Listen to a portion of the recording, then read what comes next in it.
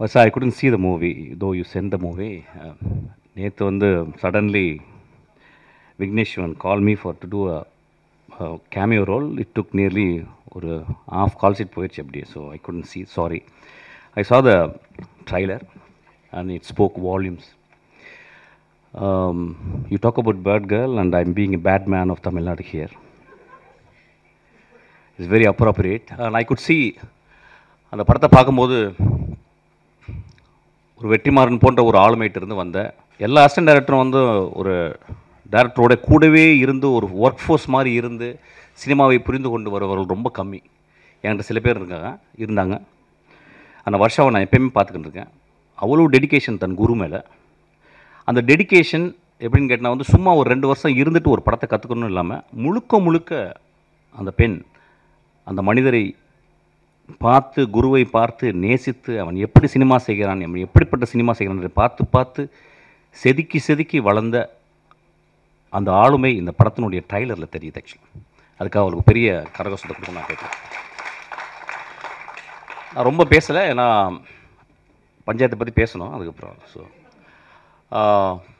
Some of the close ups I watched.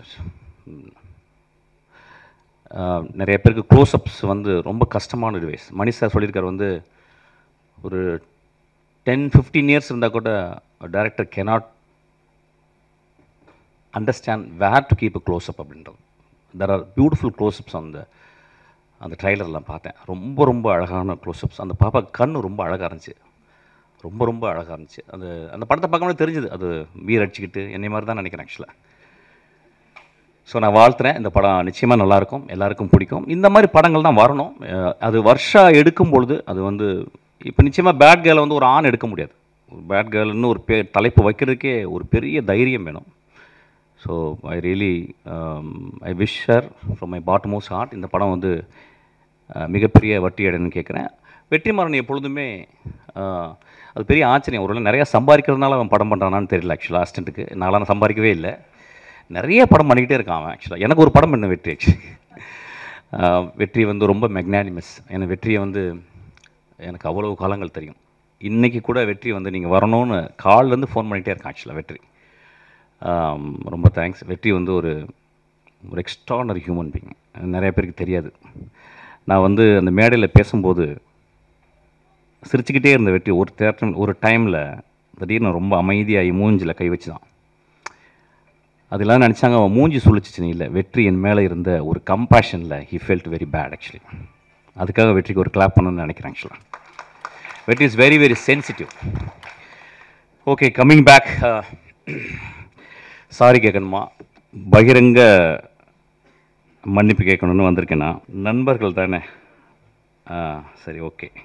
I'm going to take little time, Betty. Don't mistake me. Don't stop me. Actually, I think I should also speak from my heart and my pedestal. முதலாவதாக நான் நன்றி சொல்வது எனக்கு மிகவும் பிடித்தான பாடலாசிரியர், எழுத்தாளர், சிறந்த பெண்மணி தாமரைக்கு. தாமரை என்னை விமர்சித்து பேசியிருந்தாங்க. அதில் வந்து ஒரு வார்த்தை சொல்லியிருந்தாங்க. அவங்கள்ட்ட முதல்ல நான் வந்து மன்னிப்பு கேட்குறேன். ஆனால் ஒரு விஷயம் சொல்லியிருந்தாங்க, வெற்றி என்னை இப்படி பேச வைத்துச்சுன்னு. 18 வருஷம் போராடி கொண்டே இருக்கிறேன் என் தாமரை சகோதரி அவர்களே. ஒவ்வொரு நாளும் பௌத்தனுடைய 10 நிமிடம் உன் மரணத்தை பற்றி நீ தியானி அப்படின்றாங்க. என் மரணத்தை பற்றி தியானித்து கொண்டே இருக்கிறேன். வெற்றி என் தலைமையில் இருந்தால் இந்நேரம் நான் பெரிய ஆளுக்கெல்லாம் படம் பண்ணியிருக்கணும். அதனால் மன்னிப்பு கேட்டுக்கிறேன். 2வது, எனக்கு ரொம்ப பிடிச்ச மிகச்சிறந்த ஆளுமை லெனின் பாரதி. அவன் என்னை விமர்சிச்சிருந்தான். அது வந்து தத்துவ ரீதியான விமர்சனம். அவனுக்கும் என்னுடைய ஆழ்ந்த வருத்தத்தை மன்னிப்பையும் சொல்கிறேன். அதுக்கப்புறம் ஒரு ஆக்டர், அவர் பேர் என்ன வெற்றி, அவர் பேர் அருள்தாஸ். அவர் ரொம்ப எனக்கு பிடிக்கும். அவர் மூஞ்சியை பார்க்கும்போது ஒரு பழைய தமிழ் உள்ளே இருக்கும், ரொம்ப கருணை இருக்கும் ஒரு முகத்தில். அவர் கூட ரொம்ப நாள் ஒர்க் பண்ண நினச்சேன். அவர் ஒரு 3 நாள் வந்து ரொம்ப கஷ்டப்பட்டு பெரிய பிரபலமாகவே ஆகிட்டார் என்னை திட்டி ஆக்சுவலி. அவருக்கு என் மன்னிப்பை தெரிவித்துக் கொள்கிறேன். அதுக்கப்புறம் சசி அண்ணா என்னை கூப்பிட்டு வந்து நேற்று நைட்டு இரவு கூப்பிட்டாரு. உன்னை ஏன்டா நான் அடக்கலைன்னு சொன்னார். அந்த அன்புக்கு நன்றி, அவரிடம் மன்னிப்பு கேட்குறேன். லட்சுமி ராமகிருஷ்ணன் ஒரு 3 நாளாக பேசிட்டே இருக்காங்க, நான் பேசவே இல்லை. எனக்கு என்ன பேசுவாங்கன்னு தெரியும், என் தாய் போல். அவங்களுக்கும் நான் மன்னிப்பு கேட்குறேன். அதுக்கப்புறம் எனக்கு மிகச்சிறந்த படத்தை கொடுத்து என் தந்தை போல இயங்கி கொண்டிருக்கும் திரு தான் அவர்கள், அந்த படத்தை எடுத்துருக்கும்போது இந்த மாதிரி ஒரு கான்ட்ரவர்சி பண்ணும்போது ஒரு ப்ரொடியூசர் அவருக்கு பாதிக்கும். முதல்ல அவருக்கு நான் என்னுடைய வருத்தத்தையும் மன்னிப்பையும் நான் கேட்டுக்கிறேன். அதுக்கப்புறம் வந்து என் மேலே செருப்பு எரியணும்னு சொன்ன ஒரு நண்பர், அவர் தயவுசெய்து 2 செருப்பாருங்க, அது 8ஆம் நம்பர் எறிங்க, என் காலுக்கு அதான் சைஸு. அவருக்கும் என்னுடைய வருத்தத்தையும் என்னுடைய மன்னிப்பையும் நான் கேட்டுக்கிறேன். இன்னொரு மனிதர் 18 வருஷமாக என்னை திட்டிக்கிட்டே இருக்கார். இன்னும் நான் 10 வருஷம் படம் பண்ணால் இன்னும் திட்டுவார். அவருக்கும் என்னை மன்னிப்பை நான் கேட்டுக்கிறேன். இப்போ நான் பேசலாமா? ஓகே.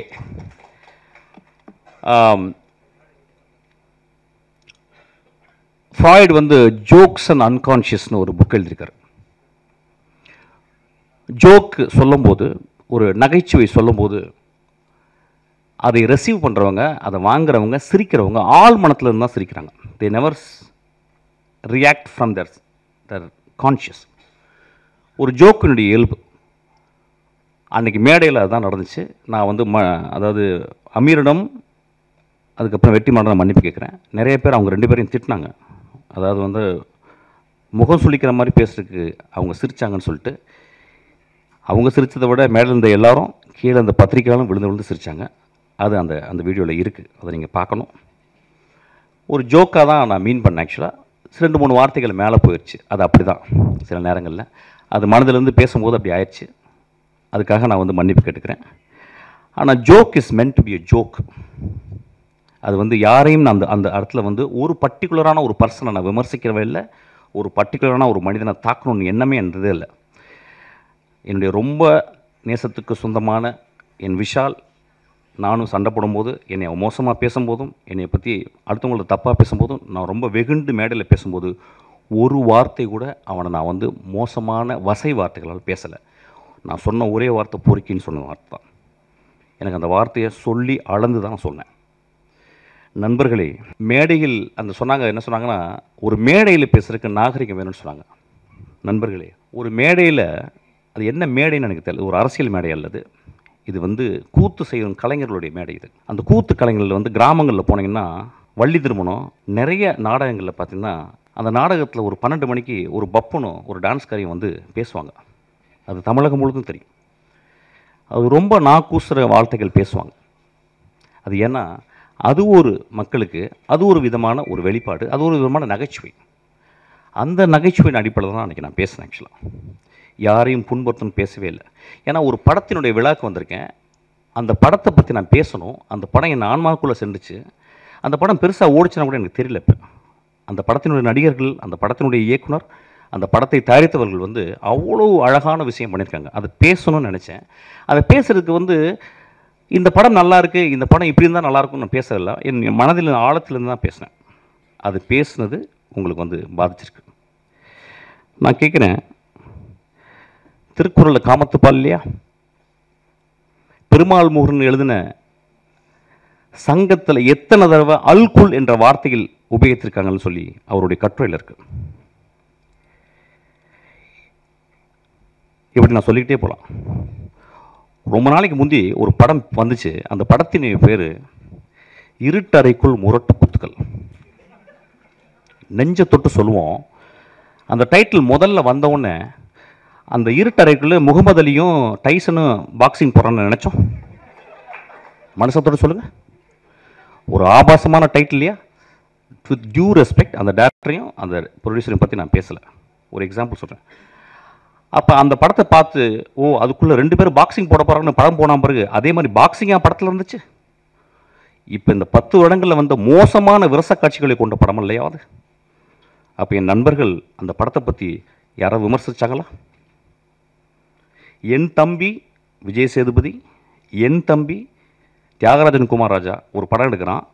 அந்த படத்தினுடைய முதல் ட்ரைலரில் தம்பி பேசிகிட்டே வந்து கடைசி வார்த்தை, அது வேணாம், இது இல்லை, அது இல்லை, அதுன்னு சொல்லி கடைசியில் ஒரு வார்த்தை சொன்னான் பார்த்தீங்களா? அந்த வார்த்தை கெட்ட வார்த்தை இல்லையா? அன்றைக்கி நண்பர்கள் சும்மா இருந்தீங்களா? எல்லோரும் பார்க்குறாங்கல்ல. 3 நாட்கள் என்ன கிட்டத்தட்ட 300-500 பேர் எனக்கு ஃபோன் பண்ணாங்க. நண்பர்களே, பெண்கள் ஃபோன் பண்ணாங்க நிறைய பேர். பத்திரமா இருங்க அப்படின்னாங்க. ஐயா, என்னை பற்றி நீங்கள் சொல்லணும்னா என்னுடைய படங்களை பார்த்து சொல்லணும். என்னை பற்றி சொல்லணும்னா வெற்றிமாறன் இன்னைக்கு அழைச்சிருக்கான்ல, அவன்கிட்ட கேளுங்க. என்னை பற்றி உங்களுக்கு தெரியும்னா என் தந்தை போல் ஒருத்தர் உட்கார்ந்துருக்கார் பாருங்க, அவர்கிட்ட கேளுங்க. நீங்கள் நேராக வந்து என்கிட்ட ஃபோன் பண்ணி திட்டலாம், பேசலாம். எவ்வளவு 3 நாட்கள் எல்லா தொலைக்காட்சியில் நான் தான் இருந்தேன். என் படங்கள் நல்ல படங்கள் இல்லையா? என் படங்களில் சமூக கருத்து சொல்லலையா? என் படங்கள் பேரன்பு இல்லையா? நான் வந்து உடனே ஒரு பெரிய ஒரு ஆக்டர்கிட்ட போய் கதை சொல்லி நான் பெருசாக வின் பண்ண நினைக்கலையா? நான் கமல் சார்கிட்ட போயிட்டு திரும்பி வந்துட்டேன். ரஜினி சாருக்கு எனக்கு சொல்ல வாய்ப்பு கிடைச்சிது, நான் சொல்லாமல் வந்துட்டேன். படங்களை நேசிப்பவன் இல்லையா? படங்களையும் மனிதர்களையும் மனித இனங்களையும் பிராணிகளையும் இயற்கையும் நேசிப்பவன் ஐயா நான். எனக்கு நீங்கள் சொல்கிறீங்க வந்து ஆபாசமாக எடுக்கிறேன்னு சொல்லிட்டு. பிசாசு 2ல் என் குழந்தை ஆண்ட்ரியா அவட்ட கதை சொன்னேன். அதில் ஒரு தாய்க்குள்ள பேய். அப்போ சொன்னேன், அந்த பேய் நிறைய விரசமாக இருக்கிறா, அதுக்கு வந்து நிறையா நிர்வாண காட்சிகள் தேவைம்மா, நடிக்க முடியுமான்னு கேட்டேன். அவர் அந்த கதையை கேட்டு சொன்னான், நடிக்கிறேன் ஐயான்னா. நான் என்ன பண்ணேன், அதுக்கு ஒரு ஃபோட்டோ ஷூட் பண்ணேன். அந்த ஃபோட்டோ ஷூட்டு ஒரு பெண்ணால் எடுக்கப்பட்ட ஒரு ஃபோட்டோ ஷூட்டு ரெடி ஆயிடுச்சு. என்னுடைய அசிஸ்டன்ட் டைரக்டர் ஈஸ்வரி அனுப்புகிறேன், நானும் உள்ளே இருக்கேன். அவள் அந்த பெண் அந்த அந்த அந்த அந்த மிகச்சிறந்த ஆக்ட்ரஸ், அவள் மிகச்சிறந்த ஆளுமை. அவள் என்ன பண்ணா, என் நம்பிக்கையில், என் கதை மேலே இந்த நம்பிக்கையில் அவள் அந்த ரூமில் போயிட்டு அவள் நிர்வாணமாக வெளியே வர வேண்டியது. நான் அவள் வீட்டு வெளியே போயிட்டு சிகரெட் பிடிச்சிட்டு நான் அப்படியே ஆஃபீஸ்க்கு வந்துட்டேன். அவள் ஃபோன் பண்ணி, எங்கே சார் இருக்கீங்க கேட்டான். நான் சொன்னேன், அம்மா உன் நிர்வாணத்தை நான் காட்டி என் படத்தில் நான் காட்டி என் படம் ஓஹோன்னு பெரிய பேர் வாங்கலாம், நான் ஒரு பெரிய பெட்ரோ ஆல்பர்டர் மாதிரி நான் ஒரு பெரிய பேர் வாங்கிடலாமா? ஆனால் உன்னுடைய நிர்வாணத்தை காட்டி நான் என் படத்தில் காட்டினேன்னா, போஸ்டரில் காட்டினேன்னா, அதை பார்க்கும் இளைஞர் நான் பார்த்த பார்வை மாதிரி ஒரு இலக்கியமாக அந்த திரைப்படத்தை பார்ப்பாங்களா, விரசமதமாக பார்ப்பாங்க. அந்த காட்சி வேணான்னு சொல்லிட்டு வந்தீங்க. அந்த காட்சி நான் ஒரு ஃபோட்டோ எடுத்தாந்து நான் போஸ்டரில் போட்டிருந்தா இந்நேரம் அந்த படம் ரிலீஸ் ஆகிருக்கும். 2 வருடம் அந்த படம் வந்து கேனில் இருக்குது. அந்த படத்தை பார்த்த ஒரு மனுஷன் வெற்றிமாறன் உட்காந்துருக்கான்.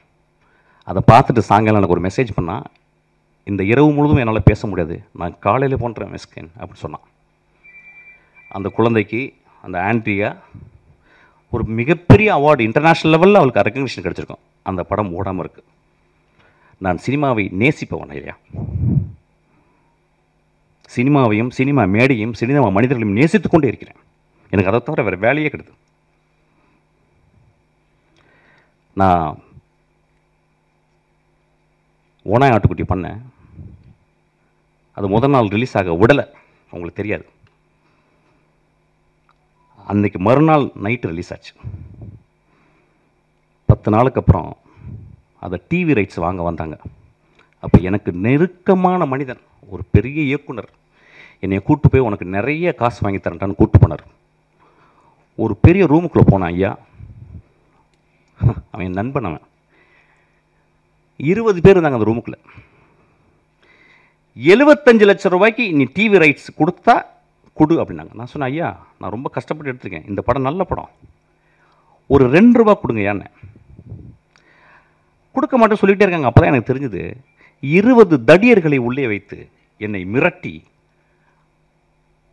என்னை கையெழுத்து போட வச்சாங்க. 75 லட்சம் ரூபா கொடுத்தாங்க. அந்த திரைப்படம் அந்த சேனலில் இது வரைக்கும் 80 வாட்டி ரிலீஸ் ஆயிருக்கு. அந்த செக் எடுத்தாந்து அவங்கள்ட்ட நான் கிழிச்சு போட்டுட்டு சொன்னேன், ஐயா நான் சென்னைக்கு வரும்போது ஒரு வெள்ளை பேப்பரும் ஒரு பென்சில் தான் எடுத்துகிட்டு வந்தேன், அவ்வளோ வறுமையான குடும்பத்துலேருந்து வந்தவன், நான் கஷ்டப்பட்டு திரும்பி வருவேன் என்ன, நான் கஷ்டப்பட்டு இந்த மேடையில் நடிக்கிறேன் இன்னும். அதில் 4 பேர் இறந்து போயிட்டாங்க. அந்த எனக்கு துரோகம் செஞ்சாங்க அந்த மனுஷன், அவன் ஒரு பெரிய டைரக்டர் இருக்கான். ஒவ்வொரு தருணமும் நான் துரோகத்தை அனுபவித்துக் கொண்டே இருக்கிறேன். எப்படி ஒரு சக மனிதனை பார்த்து என்னால் மோசமாக பேச முடியும்? பேசுறதுக்கு ரீசனா? பேச வேண்டிய கட்டாயம் ஐயா. ஒரு விழாவில் வந்து அந்த விழாவை நான் கூடி விற்கணும். எதுக்கு நான் கொட்டுக்காலிக்கு நேக்கடாக நிற்கிறேன்னு சொன்னேன்? அப்படியாவது கவனத்தை ஈர்க்கணும்னு நினைக்கிறேன். இந்த படத்துக்கு நான் இப்போ பேசுறதுக்கு அப்படியாவது இந்த படத்தை கவனத்தை ஈர்க்கிறது பேசுகிறேன். எனக்கு அவ்வளோ புத்தகம், 40 வருஷம் புத்தகம் படிக்கிறதுக்கு எனக்கு டைமே இல்லை. 40 வருஷம் படிக்க வேண்டிய புத்தகம் இருக்குது. அவ்வளவு மனிதர்கள் நேசிக்க வேண்டியது இருக்குது. அவ்வளோ கண்ட்ரி நான் விசிட் பண்ண வேண்டியது இருக்குது. மன்னிப்பு கேட்டதுக்கு என்றைக்குமே நான் தயங்க மாட்டேங்க. உதிரிப்பூக்களில் ஒரு சீன் வரும், கடைசி சீனு. அதில் வந்து அந்த அந்த மோசமான மனிதன், அந்த ஈவில், அவன் கடைசியில் சொல்லுவான் அந்த ஊர் மக்களை பார்த்து. ஊர் மக்கள் சொல்லுவாங்க, நீ சாவிடாமாங்க. அவன் சொல்லலாம், எனக்கு ரொம்ப வருத்தம், இவ்வளோ நாள் கெட்டவனாக இருந்தேன், உங்களுக்கு நான் வந்து எல்லாரையும் கெட்டவனாக்கிட்டேன், அது ரொம்ப வருத்தமாக இருக்கேன். நண்பர்களே, நான் உங்கள் முன் மண்டியிட்டு மன்னிப்பு கேட்டு உங்களை எல்லாரும் நான் கடவுளாக்குகிறேன். நன்றி.